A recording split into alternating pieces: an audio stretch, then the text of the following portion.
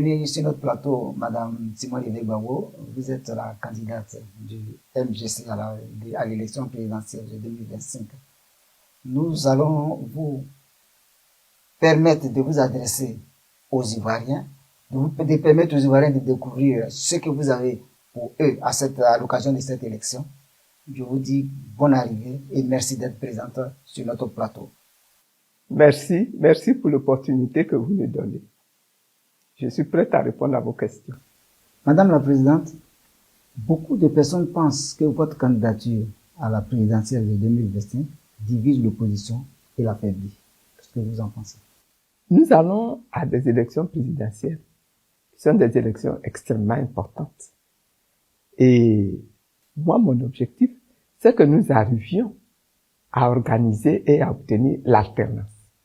Le candidat adverse, qui est le candidat du parti au pouvoir, est en une position que nous devons réussir à renverser.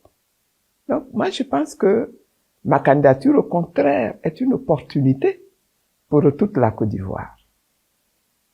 J'ai un programme, j'ai un profil, j'ai une histoire, j'ai une tenue, un comportement qui peuvent mettre les Ivoiriens en confiance et qui peuvent les amener à décider qu'au contraire, cette candidature-là est une grande opportunité pour toute la Côte d'Ivoire, pour que la Côte d'Ivoire récupère son esprit, son âme, sa souveraineté, sa prospérité. Et donc, de ce côté-là, je demande aux Ivoiriens d'être sereins et d'aller en grand nombre sortir ce jour-là pour voter, pour que nous obtenions l'alternance. Madame la Présidente, il y en a qui pensent que votre candidature est faite pour accompagner M. Ouattara, comme Kakabe l'a fait en 2020. Frère, nous sommes en train de parler d'un sujet qui est extrêmement sérieux. Il s'agit de la gouvernance, de l'avenir de la Côte d'Ivoire. Et vous croyez que je vais me lever là pour aller accompagner quelqu'un? Moi, je ne suis pas une accompagnatrice. J'ai un projet de société. J'ai une vision pour la nation ivoirienne. J'ai une ambition pour le peuple de Côte d'Ivoire. J'ai une ambition pour la population de Côte d'Ivoire. C'est à ce combat-là que je vais.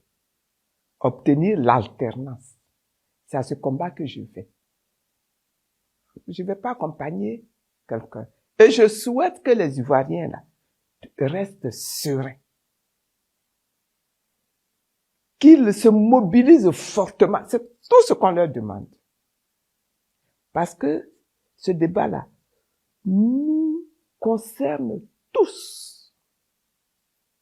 Comment est-ce qu'on va construire et obtenir l'alternance? C'est ça le vrai débat. Laissez de côté les histoires d'accompagner celui-ci, accompagner celui-là. Ça, c'est un détail inutile. Allons à ces élections-là pour créer l'alternance. Voilà tout ce que je demande.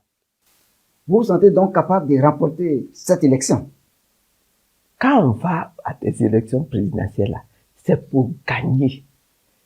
Et je vais gagner ces élections présidentielles-là. J'en ai toutes les capacités. J'en ai la conviction interne. Et je souhaite que les Ivoiriens me suivent dans cette conviction interne. Transformez vos mentalités, fixez votre objectif qui est que nous obtenions l'alternance par ma candidature. Vous pensez pouvoir gagner, vous êtes certaine de gagner cette élection. Vous avez aujourd'hui 76 ans. Avez-vous suffisamment d'énergie pour relever tous les défis qui vous attendent? Les énergies, là, c'est pas moi qui vais être à tous les postes. Donc, les énergies, là, ça s'organise. Ça se structure. Quand on va à des élections, c'est avec un appareil. Et ça se structure là, avec l'appareil. Là, je n'ai rien à y voir. Là. Ce qu'il y a à voir ici, c'est l'efficacité de la machine qui organise, n'est-ce pas, la prise en charge de ces élections. Vous avez passé plus de 7 ans en prison.